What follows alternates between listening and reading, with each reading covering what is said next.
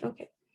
Um, so hi everyone. Thank you all for joining us tonight. This is the first event of our speaker series, What the Fuck Do I Do with My Degree, which is a speaker series made up of people who have degrees in sociology and or anthropology and are doing something with those degrees.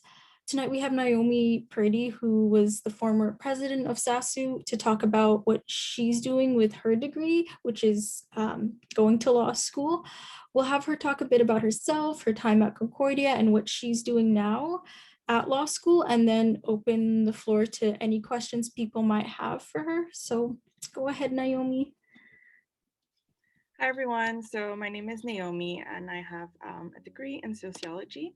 So tonight I'm just going to talk to you a bit about my experience at Concordia and what I did while I was at Concordia and kind of how that intersects with law school and a bit of how I'm going through law school right now. So I actually transferred to Concordia from York University in my second year. And when I was at Concordia, my first year, I didn't really get involved in any extracurriculars, but my second year I did.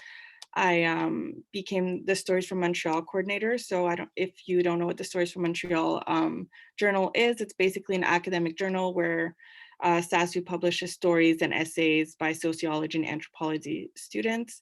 I was then in charge of the launch party, of printing the books. I worked with the editor-in-chief to hire junior editors. And during that year, I also was the interim president, and then I really liked that role. So the next year, I ran for president of SASU, and during that year, we organized academic social events, coffee hours on the 11th floor pre-COVID, which were really fun. Worked on some bylaws, and last March, we also did some COVID bursaries. And during that year, I was also on the Concordia Student Union and on the Policy and Appointments Committee. So I was basically a counselor representing arts and science students. And on the policy committee, we worked on the CSU policies, the bylaws, standing regulations. And on appointments committee, we appointed people to academic bodies such as the Board of Governors, Senate, late disc, judicial board, etc. And during this time, I was also enrolled in an honors degree. So I did the honors conference, and that really helped me with my writing, research, and presentation because we presented our research at the end of the year. I did it in sociology and I really recommend doing it. It's a great experience. My supervisor was Dr. Amy Swiffen, and she was super helpful, provided great feedback, and kind of shaped my research in that way. And she's been a mentor, and we've been in contact ever since. We even wrote an article together about law recently. So definitely good contacts to have if you're doing the honors conference. And I was asked what I wish I had done during my time at Concordia. And what I wish I had done was to get involved sooner because when you're involved, it makes the whole difference. I used to just go to class and then go home and kind of just be isolated in that sense. But when you're involved in your community, you make more friends, you feel better. It was just a great social experience. And in getting involved in these bodies, I learned a lot about formal meetings and processes, Robert's rules, which I don't think I would have ever learned anywhere else, importance of bylaws, teamwork, or a lot about myself, how I deal and work with people when I have disagreements, and in a professional setting, which is not something you get from just your academic going to class kind of experience. So I definitely recommend getting involved. Um, and then I always wanted to go to law school. So the goal was always to do a degree, finish my degree in sociology. And I chose sociology because it has a bunch of intersects that I like, and you touch a bit about on everything social justice wise, which is my biggest interest. And so I applied at McGill, and they take a very holistic approach, meaning they look at your involvement, your cover letters. So they look at your cover letter, your reference letters, and your GPA. So being involved in all of these things, and I did also stuff outside of school, was really helpful for me to get into McGill.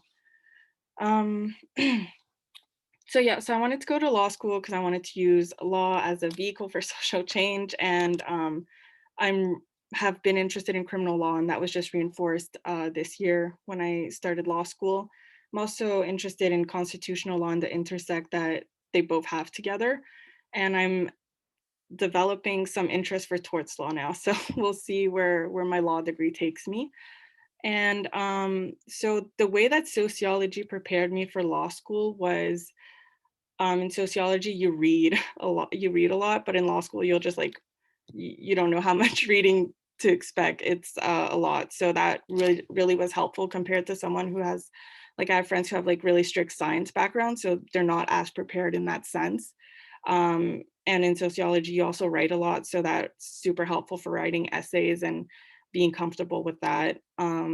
It also brought me a critical approach to law, which you know, a lot of people like have just because of like general knowledge, but I kind of thought it was a given that everyone could take an intersectional approach, or that they know that, you know, the criminal justice system isn't really working in favor of everyone, and it favors, you know, like white cis men. But um going to law school, I realized that not everyone knows that. So I kind of took that as a given, and we see like a lot of cases as, of like some racial profiling and stuff. And so I think that sociology, in a sense, really helped me have like a good solid foundation on thinking critically about the world.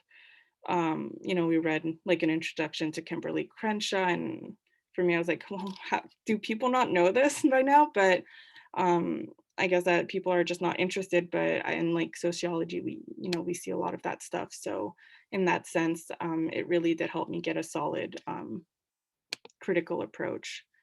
That's kind of all that I had prepared. I'm assuming many people want to go to law school, so I'm really open to questions or like the application process for McGill. I applied at UDM and Ottawa U too, so I have like a bit of insight for the application process for that too.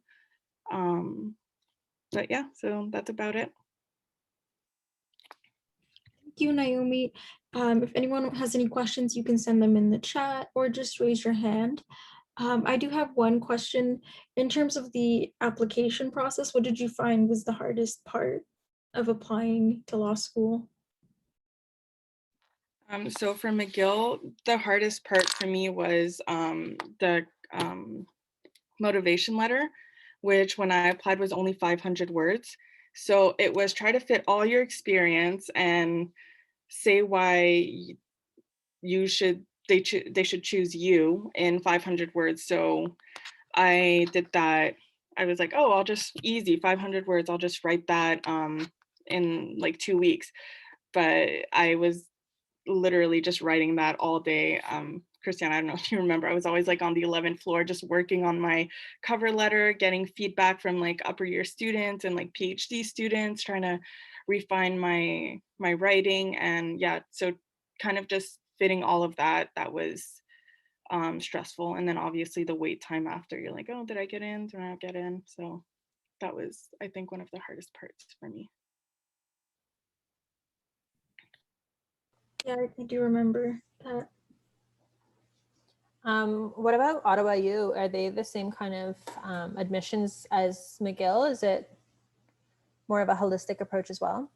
I think that McGill is the only one who's, well, I mean, from my knowledge, as holistic as that. Ottawa U, they didn't ask for anything. UDM either. They just asked for grades.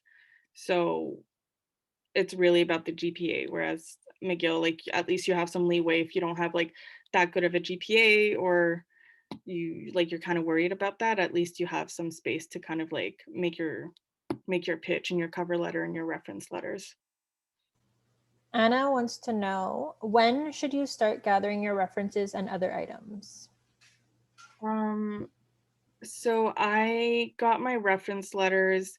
The application for McGill was like in November. So I kind of just asked my profs a month and a half or two before, or basically when you know that you want to apply and you know you have a good connection with a prof that's going to give you a solid reference, then I would just be like, hey, I'm going to be applying to law school in X amount of time, or like I'll be applying in a couple months. Can you write me a reference letter?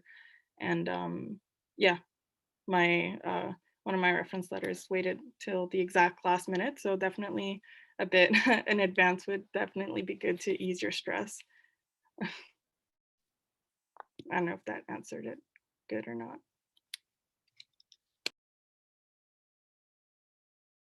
On that subject, how many reference letters do you think someone would need?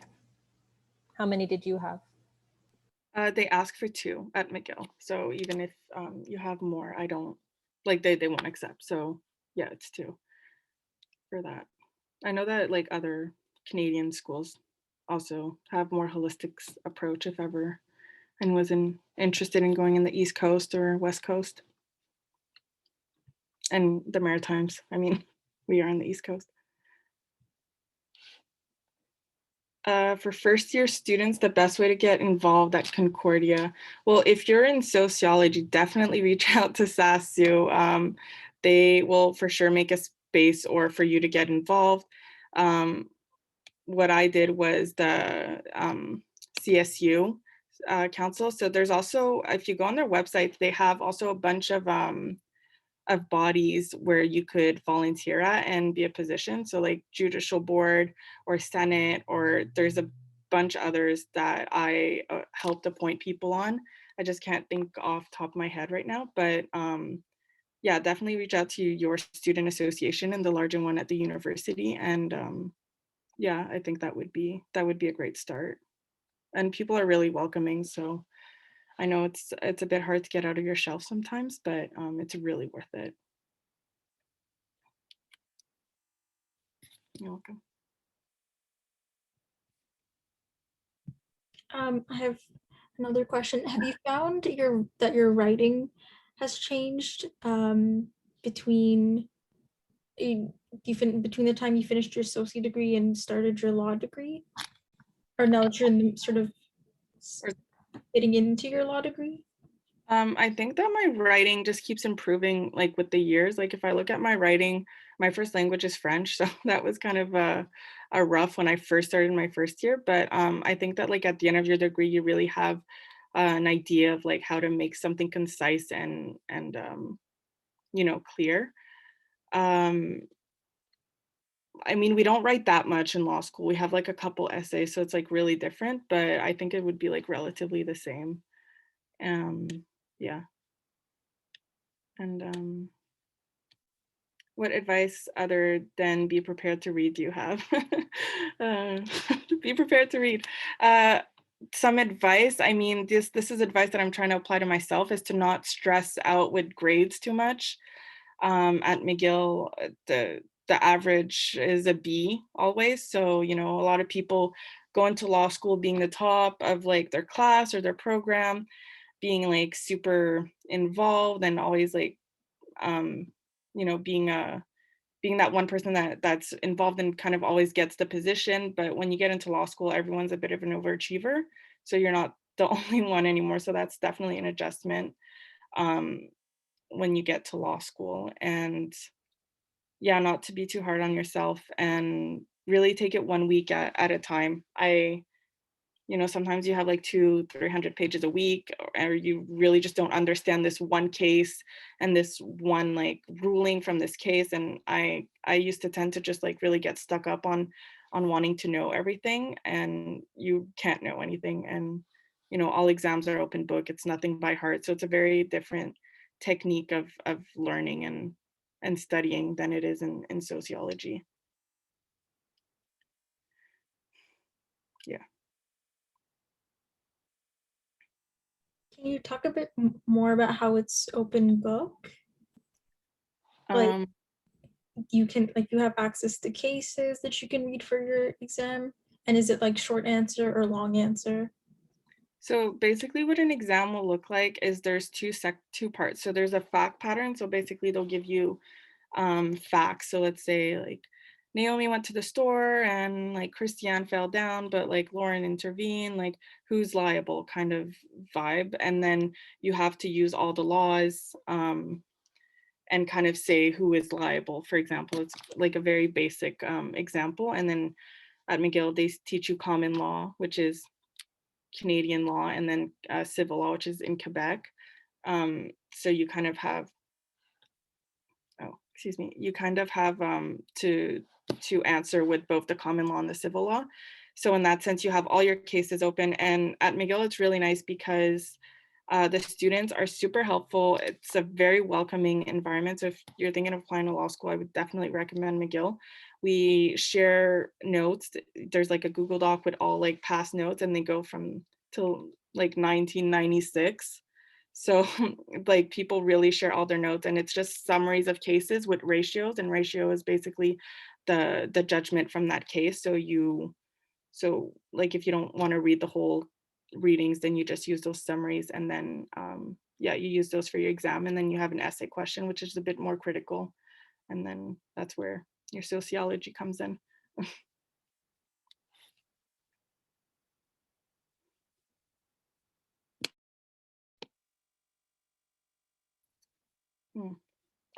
So someone asked if I recommend taking the LSAT for McGill application process.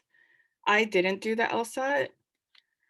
I don't know if I'm like the best person to recommend taking it or not. I think it would depend on your grade. So you would have to evaluate that. If you think that you have a GPA that is not very strong, but that you're going to do really well on the LSAT, then I would do it. But if you think that it might just like harm your chances of getting in, then I don't think I would recommend doing it. But it's really like your grades and your application, how you think your chances of getting in will be.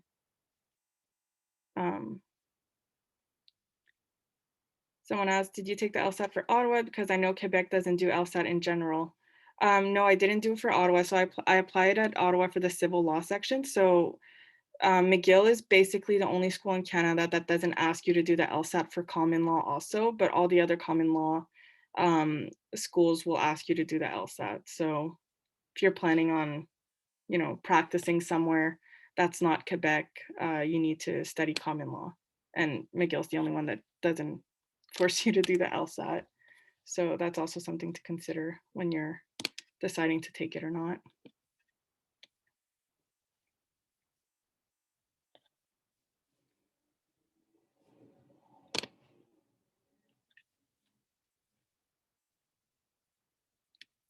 No.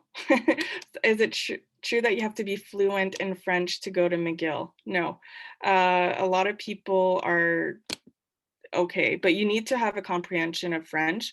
And first year basically you can take French classes or English classes, but like in French year, if you don't have your first option, the English classes go really, really fast. So you have to be really quick to sign up, and signups will be like full in, I think, like a minute. It's really crazy. But if you're stuck in a French class and you don't understand French, then that might be a bit difficult, but you could do your writing and exams and everything in English.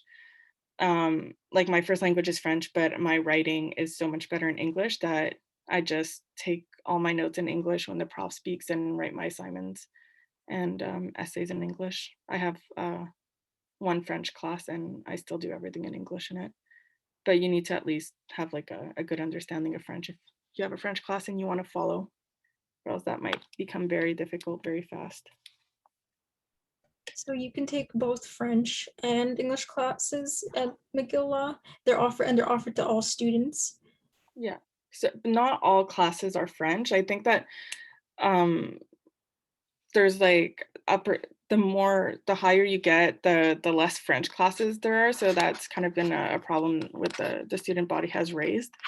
But yeah, you could basically just do your whole education like bilingually, and taking French classes could be helpful. Like I don't really want to do it, but I know that it's good if you want to pass the bar in Quebec, because it's everything's French, and then you're much more in the civil code. And well, not that French classes won't teach you about the civil law, but about the common law. But yeah, to get into McGill. I don't know. What someone asked was the GPA to get into McGill. I mean, I don't mind sharing my GPA. Mine was a 3.0 78 at the end of when I applied, and then 85 or something at the end of the year. So, it wasn't that high compared to like other people. I also am not sure if they, because we're Concordia is on a 4.3 scale and McGill's on a 4.0 scale. So I'm not sure if they converted or not, but I mean, you would definitely have a good shot if you have a 3.75 to get in on a 4.3 at Concordia. So I'm not sure, but they have a website. I know they take quite a range because it's holistic, you know.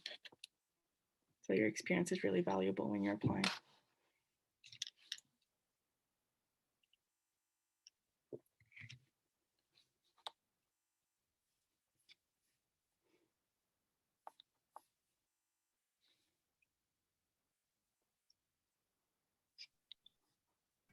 If we'll wait a couple more minutes to see if people have questions, but if you could maybe link your McGill email for everyone in case they have Oh they yeah, can for sure. email you any questions or reach out to you and have more questions about the application process or about the program.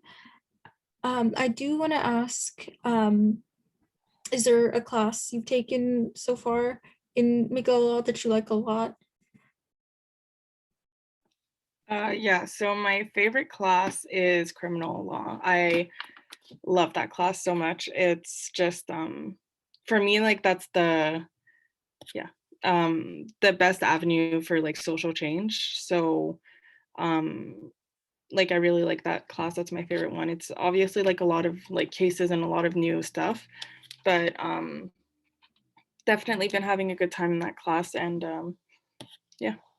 Also, like if anyone wants to reach out, if you're applying to McGill and you want like, feedback or whatever on your cover letter or anything, like just reach out to me. I am 100% happy to help and help you navigate this whole thing of going to law school. Yeah, thank you for that. Is there a case you've read about that you found really interesting so far or really shocking?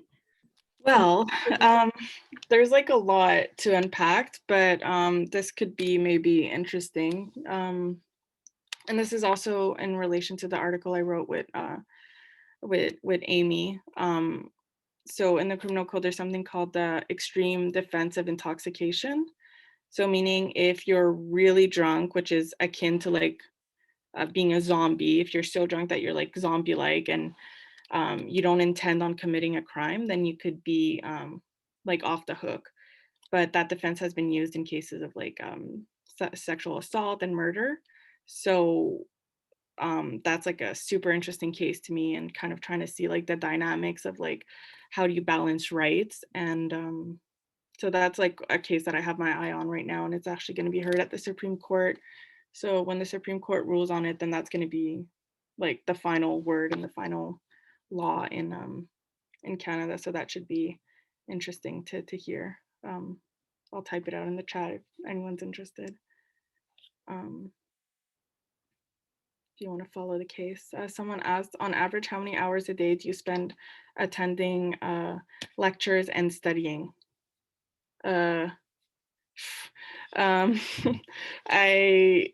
I'm also involved too at school. So I do Pro Bono Students Canada. So I work at a legal clinic and I do LEX, which is like legal education we do workshops for students. So like with that, I'd say in first year you have 5.5 classes. So you have twice a week, every class, plus once in a while this other class is called integration workshop. So in terms of class time, I think I have maybe, I don't know, like 15, maybe 10 hours of online Zoom. And then I spend all my free time studying. And so, because you have so many readings that you want to keep up with the readings, because if you don't keep up with the readings, then you can't follow in class. And then, you could read the summaries, but then you don't have a grasp as much as you would like. So some of my friends take a day off every week, so that's definitely more healthy, and I probably would recommend doing that because quality over quantity. But yeah, I spend most of my free time. I try to take evenings off on the weekends at like 7 and try to go for, that weekly, or I mean that daily walk during COVID times. I'm sure some people can relate to that. But yeah, so you will study a lot, and I've been told that first year is very depressing, but that it gets better, so it gets better. Yeah, I'm just gonna link the case.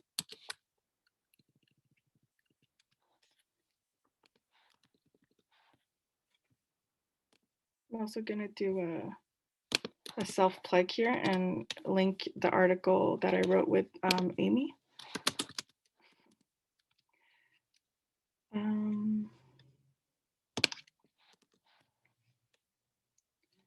Oops, I didn't see this. How many? I wonder if it's possible to work part-time. Yeah, I think you need to have a good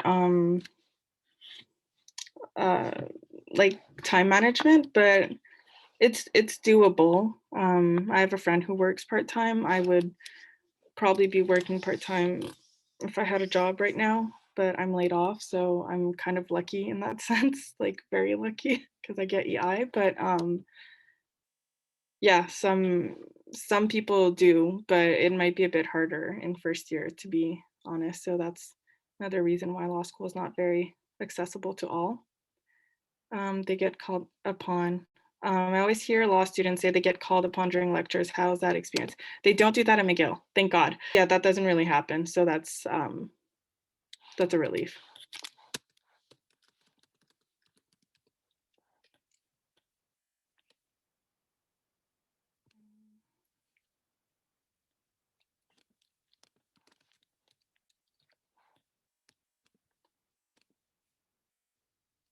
Yeah, and I typed out those cases. So if you're interested, you could go see what they're about.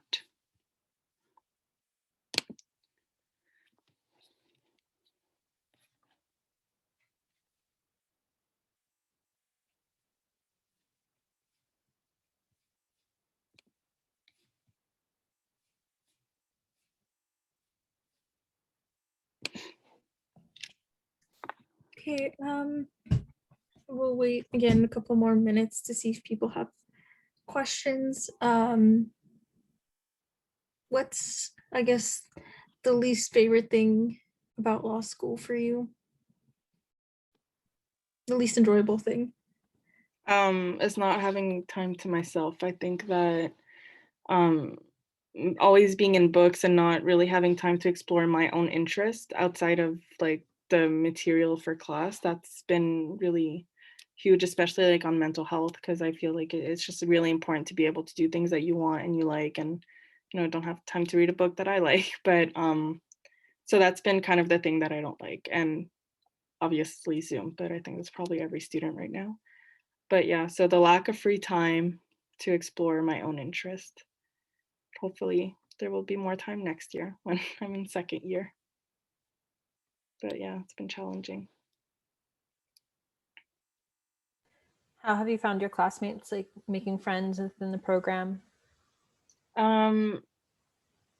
People like were so desperate at the beginning of the year to make friends, so that was kind of good in that way.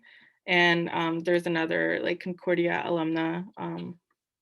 If I don't know if you guys know her, her name is Maggie, but she went to Concordia too, so that was nice. We had each other when we started, but I actually also made a really good friend during a breakout room, and we've been in contact ever since.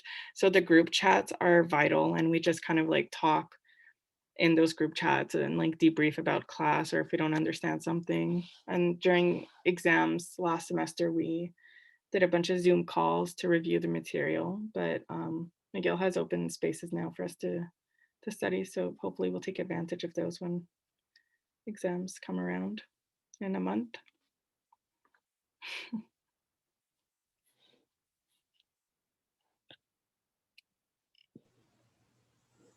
Does anyone have any other questions?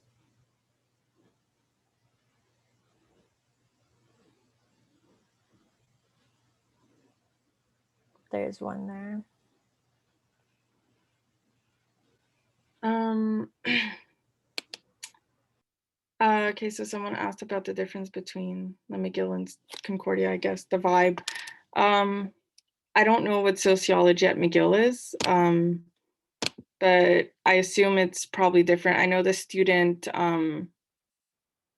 body, or yeah, the student body is like is not as I guess progressive, radical as Concordia is. Like you see, I feel change is much slower at McGill, and um, like especially in the law department, because these are all like lawyers and people you want to have a contact with. They're really good references for the professional world. So I feel like sometimes students are kind of afraid to like voice their opinions or their disagreements with like admin in that kind of way. But I don't really know about like the content wise, but um, for law, I'm very surprised that we learn a lot of theory too, and we critique the law a lot. So that's like I'm like pleased about that, so that it raises awareness to people who don't know like that racial profiling is a thing, for example, which is shocker, or that um, intersectional like analysis is to things. And at McGill, it's also I would vouch for it because we have our first semester Indigenous legal tradition. So you learn Indigenous law, which no other law school has implemented yet. I think they have like this like 1 or 2 courses, but this one's a mandatory one and it's in first year. So um, yeah, I'm really surprised and pleased that McGill's law content.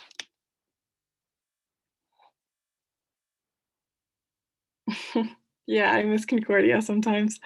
It's my comfort zone, right? So the big part of that also was because I was involved in so many things at Concordia. So you have like your friend group, and you start to know the profs, and you always hang out on the 11th floor. So those are good times for sure. What was your experience doing sociology at Concordia like? I really liked doing sociology at Concordia. There was a huge difference when I did it at York than at Concordia. I feel like I kind of didn't learn anything when I went to York University, and then at Concordia, there was like it was like eye opening. I feel like I learned so much in there, and I had like really supportive profs, and also like I said, the community involvement was also super vital and influenced my experience. But yeah, I really liked sociology at Concordia.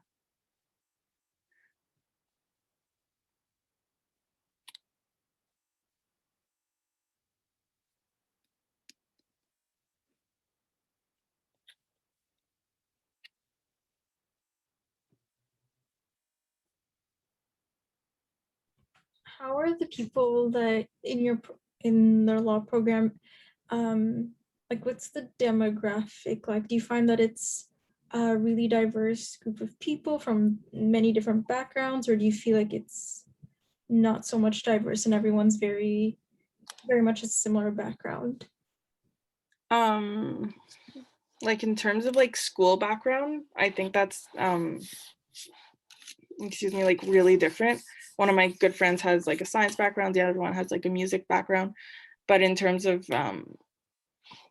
let's say other kinds of backgrounds, it's a lot of white people at McGill, but they have a they open like or they're creating a position for like a associate black student advisor or something, so that they can make sure that they have more diversity in the next applicants. So but yeah, it's definitely lacking of diversity in that sense. But in terms of gender, I think it's pretty 50-50.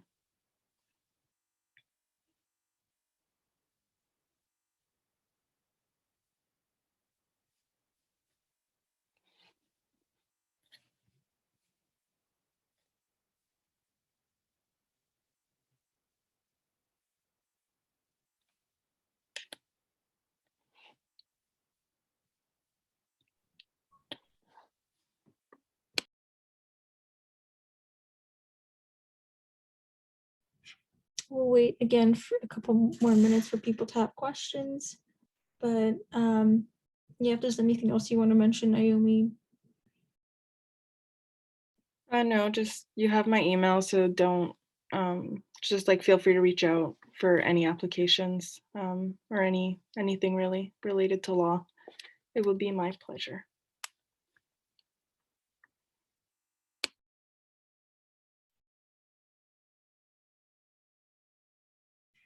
All right, if that's it, oh, there's a message from Pierre.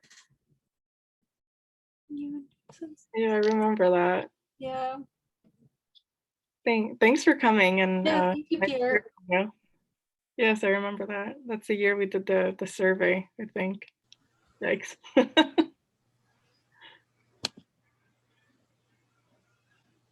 Nice. Thanks Right. for coming. Yeah, thank you everyone for coming. You can stick around if you have any more questions. I think this meeting or this Zoom call is scheduled until, I think till 8, right? yeah, until 8. So if anyone has any more questions, you can stick around. Naomi, I'll have Naomi just plug in your email again in case it got lost. We can also turn off the recording now. So if there's anyone who wants to Yeah. ask something face to face, you guys can do that. Yeah, here, I'll stop the recording now.